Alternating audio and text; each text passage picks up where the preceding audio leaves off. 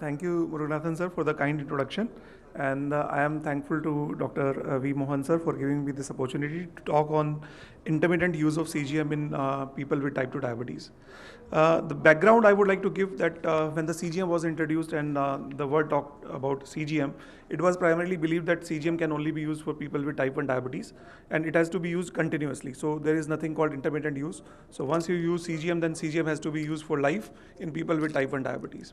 And this was the scenario in 2013. But globally, and this was the question asked in 2013, that do we need CGM do we even need CGM for people with type 2 diabetes?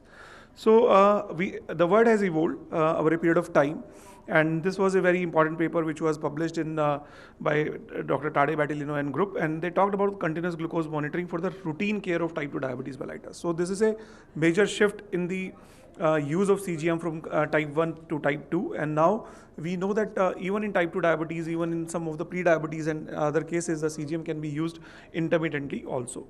So in this presentation, I would be trying to cover the following areas like introduction, what is the intermittent use of CGM, what are the indications for the different intermittent use of CGM in type 2 diabetes, like can we use it in a newly diagnosed patient, any uncontrolled diabetes requiring therapy adjustments, intensive lifestyle modification to do any kind of behavior-driven glucose changes, and perioperative glucose management in surgical patients, and the GDM and diabetes in pregnancy. So future directions in the clinical integration. So this is the scope of the presentation. This is another important paper by Dr. Bansi Sabu and Dr. Jyoti Dev and and V.Mohan sir is also an author to this group. And they talked about the intermittent use of CGM in new paradigm in treatment of type 2 diabetes. So we have seen that CGM for type 1 diabetes and CGM for type 2 diabetes, and now intermittent use of CGM in people with type 2 diabetes. So what is intermittent use? Intermittent use refers to the planned and the periodic use of the CGM rather than continuous monitoring, and this typically involves using CGM once in every 2 to 3 months or at a fixed frequency in people with type 2 diabetes. So it is not that you apply it for life, you use it once in 2 or 3 months, and I will show you some case examples as well. So a structured approach where we are using CGM for specific periods, it provides periodic insights into the glycemic control to guide treatment adjustments, and they're useful for those who may not require full-time CGM or face financial or personal limitations. So let us explore a case. This is a case study. A 55-year-old lady comes to you with uncontrolled diabetes. Long history of uncontrolled diabetes, HbA1c 11.2%, severely elevated, and the blood glucose, average blood glucose 275, and fasting blood glucose 259, random blood glucose when came to the clinic around 342 levels. HbA1c 11.2%. So how do you manage such a case? So a case has come to you with uncontrolled diabetes. So what you can do is that you can try to figure out what can be the causes of uncontrolled diabetes, whether these patients need more intensive monitoring, more intensive treatment optimization, introduction of the therapy and the other areas. So after regular assessment and optimization of the therapy, once you put this patient on the CGM, and you can see here in the CGM graph, here you can see when the patient was started in December, you will find that there are large variations in the glucose, and most of the time the patient's glucose levels are above target range. So above target means when the glucose levels are above 180 milligram, we call it time above range, and when the glucose levels are below 70, we call it time below range. So, and time in range is between 70 to 180. So the percentage of the time a person spends in time in range is one of the important parameter when you look at the CGM analysis. And here you see that over a period of time, this patient was again able to achieve a good glycemic control, and within a few days of time, you can see that the peaks and troughs, they are improving, and the patient is achieving a better glycemic control over a period of 2 weeks. And this is the follow CGM of this patient in the month of March. I'm not showing the entire detail, but from January to March, this patient could achieve a time in range which is 86%, and HbA1c which you can say around less than 7%. So this kind of, so here comes a practical application of the CGM where you are using CGM for improving the glucose control. So whenever we have a patient and we face challenge that patient is not able to achieve optimal glycemic control, probably there are some insights which we are missing, and this can be obtained by the use of CGM, and you can use CGM driven information to optimize the treatment, to optimize the doses of the insulin, or to modify the treatment of the person. Another important area is that when most of the time a patient comes to us, and this is a common clinical scenario. A surgeon wants to do a surgery very soon. HbA1c is very much out of the window, and the person wants to have a good glycemic control. So sometimes surgery may be warranted very earlier as well. So in such a scenario, what you do is that a CGM can be very, very handy. So I'm giving you an example. A 70-year-old lady planned with severe AS, planned for the aortic valve replacement and the CABG. Uncontrolled type 2 diabetes requiring good glucose control before surgery, HbA1c at time of consultation 9.4% and random blood glucose 234, and the patient is reluctant to start insulin therapy despite recommendations. So you use an intervention, you give CGM to monitor glucose trends and reduce glucose variability pre-surgery. So this is the minimum we can do, is that we can minimize the glycemic variability in such a case, because HbA1c will take a lot of time, and surgeon would like to operate early. So dietary and lifestyle modification were reinforced to improve glucose control without insulin, and frequent monitoring and education to address patient reluctance regarding insulin. So you can again look at the CGM graph on this side. The same lady, you will find the CGM graphs where the CGM recordings, you will find most of them are out of the range, but over a period of time, you will find the graph is settling and patient is having minimum less glycemic variability and performing within the time in range. And this is the AGP report of the same patient, and you can see again 83% time in range and HbA1c around 7%. Surgeon operated happily. So this is again a case scenario. Whenever we face a clinical challenge and you are asked to optimize glucose levels within a short span of time, probably CGM can help you in intensifying the therapy, deciding the therapy, and at least providing a good good glycemic control in the immediate perioperative period or the preoperative period. Another important case is that this is a very, very common scenario. Many of our patients, they are coming at the young age, newly diagnosed with type 2 diabetes. There is, for example, in this case, there was a family history of diabetes on the maternal side, and the patient was not engaging in any kind of regular physical activity, but patient was motivated to make changes in the lifestyle. So so here we are focusing on the lifestyle and how we can modify, help patient adjusting their lifestyle or improving their lifestyle with the help of the CGM. So primary focus was only on dietary modification and structured exercise plan, because the HbA1c was 7.3%. Patient was motivated. Patient was given nutritional counseling for meal planning, and CGM was given intermittently to assess glucose fluctuation and response to the lifestyle changes. And no medication was given initially to emphasize known pharmacological management. So if you look at this graph, there are few things to be noted. When this patient, because HbA1c was 7.3%, you will find that there are certain spikes which are happening at the meal time. And this patient is a very engaged patient, because the patient is recording the meals, patient is recording the data, what this patient was eating. And within a short span of time, you see the peaks are less, and patient is having a better postprandial glucose levels within 4 to 5 days span only. And this is the logbook which comes in this Libre view, and you can see the improvement in the glucose level starting from the day 1, and you can see the glucose levels by 27th February. So within 4 to 5 days, within 2 weeks of time, this patient was able to achieve a good glycemic control without even any medication, only by knowing what is causing spikes in the glucose level, only by adjusting the physical activity, and only by dietary modification. So this is again an example that a newly diagnosed motivated patient can be helped with the use of continuous glucose monitoring, and this help them in adjusting lifestyle as well as the behavior. And it is being said that there is no important biomarker than the biofeedback which can help in improving lifestyle or the behavior. So behavior modification can happen very much in some of your patients with the simply using a CGM in such patients. So starting intensive lifestyle modification, newly diagnosed patient, this patient HbA1c dropped to 5.7 from 7.3, reaching near normal levels. Patient's weight improved, BP improved, glucose control without medication, and even after 8 months, this patient is able to maintain the lifestyle. So HbA1c further reduced to 5.6%, and we did a CGM again, so time in range again more than 95% in such a case. So this is another clinical scenario where CGM can be used intermittently. A very common clinical problem is that females with type 2 diabetes or GDM, also diabetes in pregnancy or the GDM is another area. So this is a case, 34-year-old lady. History of GDM diagnosed in the last pregnancy but remained normoglycemic for 2 years post-delivery. Later, the patient was diagnosed with type 2 diabetes. So this time the patient was having type 2 diabetes even before pregnancy, and HbA1c of 10%, struggling with dietary and exercise adherence. You may say that there can be different options why to continue with the pregnancy and the other things, but this lady decided to go ahead with the pregnancy. So new development, diagnosed 4 weeks pregnancy. Now the random blood glucose is 204, and it requires urgent glycemic optimization. So how do you decide on the doses of the insulin, that multiple daily insulin and everything?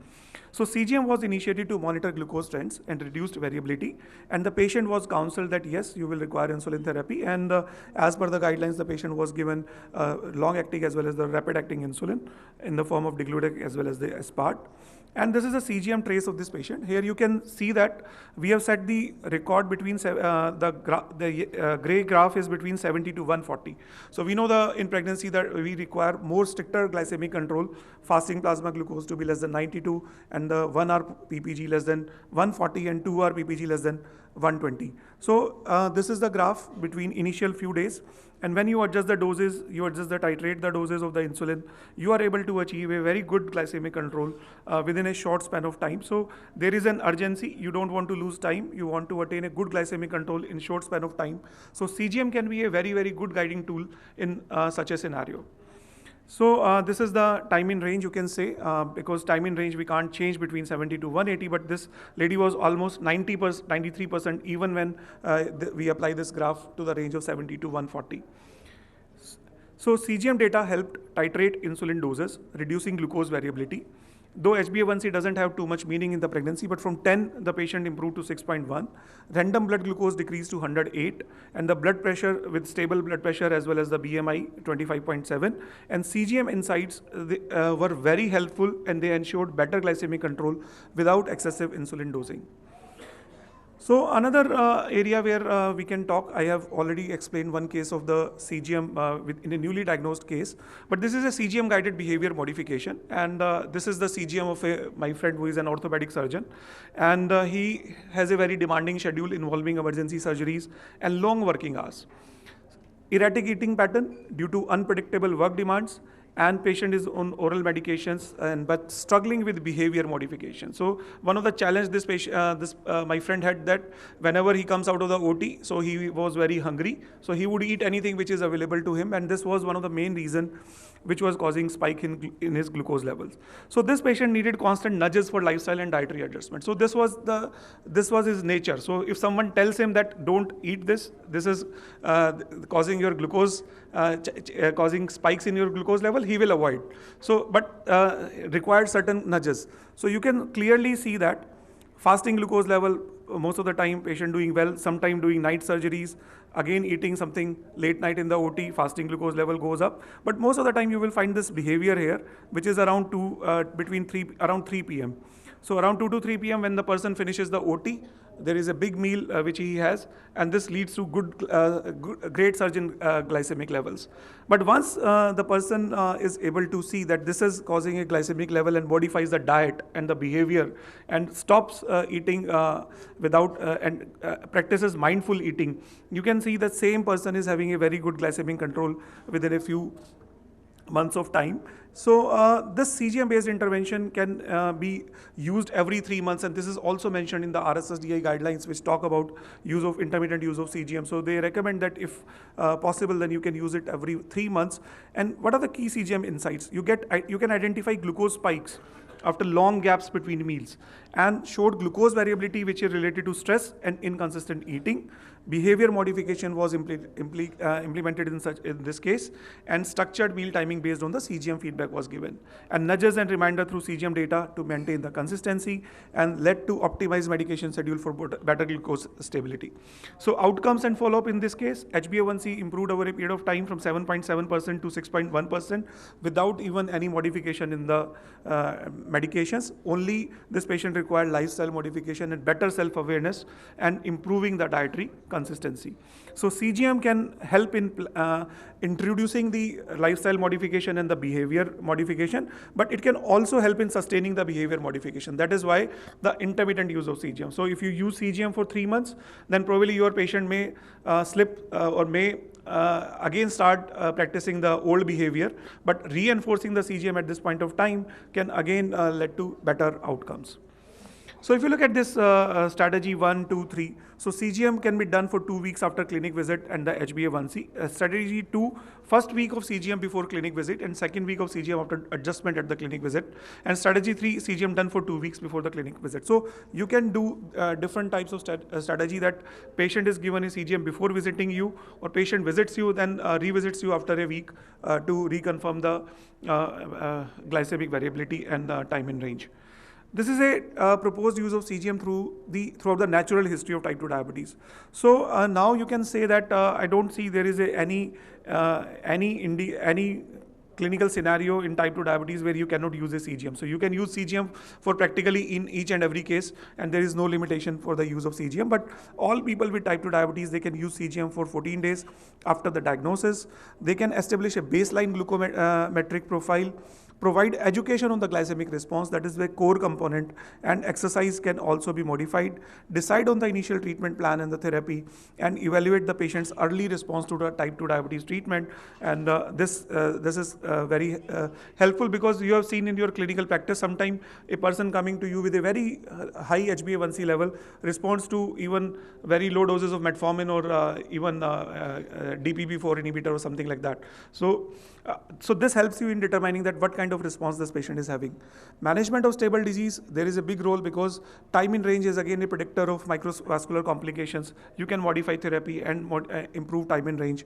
Manage glycemic goals for the time in range, time below range, glycemic variability, and the glucose management indicators.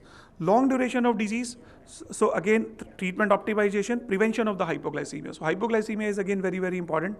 So most of the time your patient may be having hypoglycemia which goes undetected, but with the use of CGM you can identify these areas where the patient may be having hypoglycemia.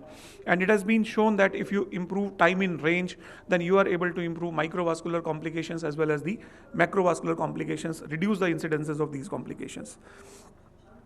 People with type 2 diabetes on multiple daily injections, whether basal insulin, premixed insulin, or any kind of insulinotropic drugs, CGM can help them in preventing hypoglycemia, managing hyperglycemia, and support self-management, and even in non-insulin therapy. So in 2025, you cannot think of an indication where CGM is contraindicated. So I would like to conclude by saying that there is a growing body of evidence which supports the integration of the CGM technology as a standard of care for all people with type 2 diabetes, regardless of their treatment plan. So earlier you must have listened to the old presentations where CGM use was restricted only in type 2 diabetes with people on insulin. But now you can use even in those who are not on insulin. There are consistent findings from the randomized control trials like mobile study and the other studies. And there are real world studies also, they link CGM to improved glycemic outcomes in type 2 diabetes. CGM enhances diabetes management through continuous as well as the intermittent use, and it can help reduce hyperglycemia and diabetes-related complications. Limitations are there. Sometimes you may have local site allergy, sometimes patient may not like technology, but all this can be managed if you are able to educate your patient, if you are able to do site rotation. So there is nothing which cannot be managed. And one important thing is that we should be using a CGM system which is very well approved and studied in clinical trials. So we should not be using any CGM system which has just come to the market. Lack of cost effectiveness modeling which need further research. Many of the times this is a common question that CGM is costly, CGM is very expensive. But let me tell you, your cardiologist friend doesn't mind ordering very expensive investigations like Holter testing or any echocardiography. So CGM is not that expensive if used intermittently. So it can be part of your clinical management plan, and it can really help you in improving glycemic control and improving outcomes. So with 1 minute remaining, I would like to conclude my presentation. And Dr. Jyoti Dev sir, welcome on the dais, a late welcome. Can we have the active applause?